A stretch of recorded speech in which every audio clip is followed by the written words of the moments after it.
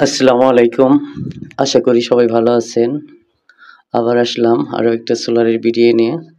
তবে আজকে ভিডিওটা হলো কোনো লোড টেস্টের না। আজকের ভিডিওটা হলো আমাদের অনেকের ভিতরে সোলার কেনা নিয়ে যে কনফিউশন থাকে, সেই কনফিউশন দূর করার বা সেই সমস্যা দূর করার জন্য।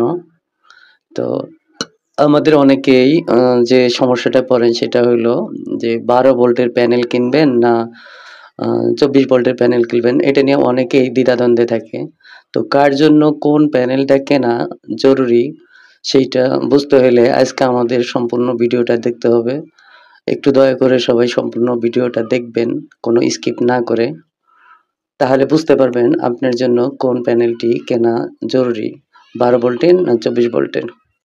তো বন্ধুরা, ২৪ ভোল্টের প্যানেল কিনবেন না ১২ ভোল্টের কিনবেন, এইটা বোঝার জন্য আগে ২৪ ভোল্টের প্যানেলটা কি এবং ১২ ভোল্টের প্যানেলটা কি এইটা আগে বুঝতে হবে। তো ১২ ভোল্টের প্যানেলগুলা এগুলা ওপেন সার্কিটে মানে লোড ছাড়া এটায় আপনার আউটপুটে ভোল্ট আসে ২২ থেকে ২৪ ভোল্ট।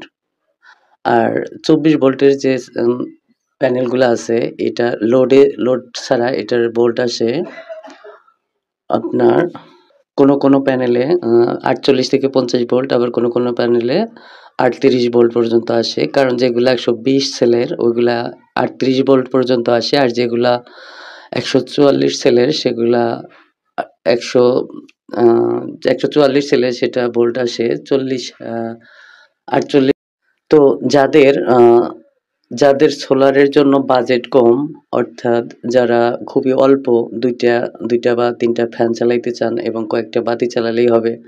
মানে যাদের লোড খুব কম তাদের জন্য ১২ ভোল্টের প্যানেলটাই যথেষ্ট। ১২ ভোল্টের ২০০ অ্যাম্পিয়ারের ২০০ ওয়াটের প্যানেল নিলেই বেটার হবে। আর যদি ২৪ ভোল্টের প্যানেল নিতে চান তাহলে নিতে পারেন।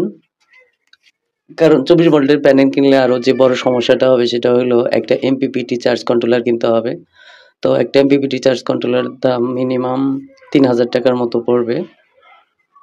আর যদি আরো ভালো মানের নিতে চান সেগুলার দাম আরো বেশি হবে, ৫ থেকে ৳৬,০০০ মধ্যে হয়। তো এটা তবে কমপক্ষে ৳৩,০০০ মতো লাগবে। আর একটা MPPT চার্জ কন্ট্রোলার আ অবশ্যই লাগবে যদি আপনি ২৪ ভোল্টের প্যানেল কেনেন। তাছাড়া আপনি ভালো আউটপুট পাবেন না।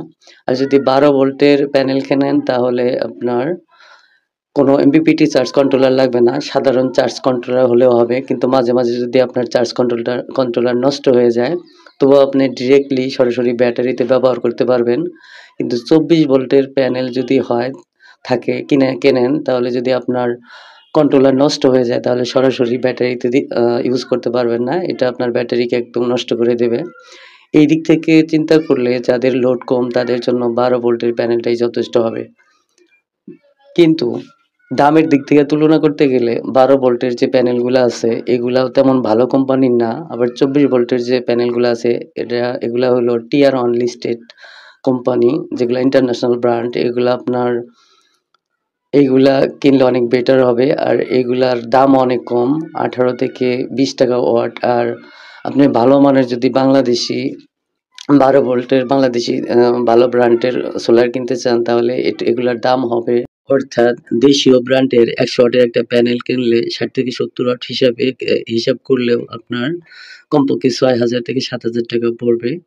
আর কিছু টাকা যদি এর সাথে যুক্ত করেন, আপনি টিয়ার 1 লিস্টেডের অর্থাৎ লঞ্জি ৩৫৫ ওয়াটের একটা প্যানেল নিতে পারবেন।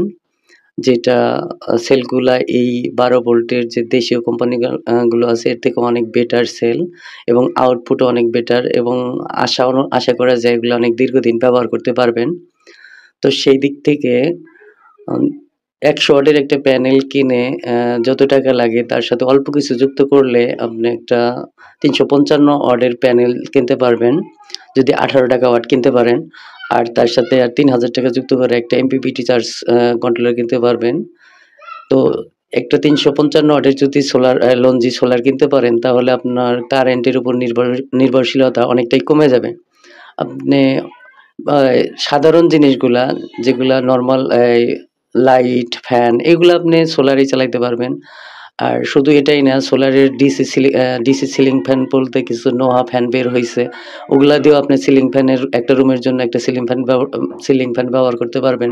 আর সেটাও এই ৩৫৫ ওয়াট। তো বন্ধুরা, আমি খুব সংক্ষিপ্ত সময়ে ১২ ভোল্ট প্যানেলের যে সুবিধা অসুবিধা আলোচনা করলাম এবং ২৪ ভোল্ট প্যানেলেরও সুবিধা অসুবিধা আলোচনা করলাম। যার বাজেট অনুযায়ী একটু চিন্তা করে, আপনার বাজেট এবং আপনার লোডের কথা চিন্তা করে এবং দীর্ঘদিন ব্যবহারের কথা চিন্তা করে এবং প্যানেলের মানের কথা চিন্তা করে আপনি সিদ্ধান্ত নিবেন আপনার জন্য কোন প্যানেলটি ভালো হবে।